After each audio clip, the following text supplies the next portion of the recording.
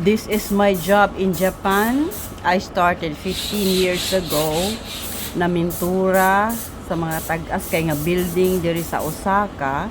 At first, ayoko kay hugaw kaayo ang suot, mahugaw akong mga kamot, as in hugaw jud siya as in.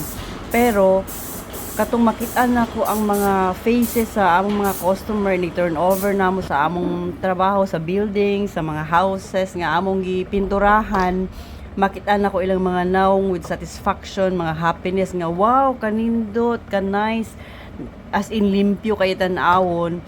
That time I started loving this work very much, and I am very proud bisag hugaw kaayo mi tan-awon, pero ang satisfaction nga among mahatag sa among mga customer, priceless. That's why I love this work very very much, and I am very proud of it. Thank you.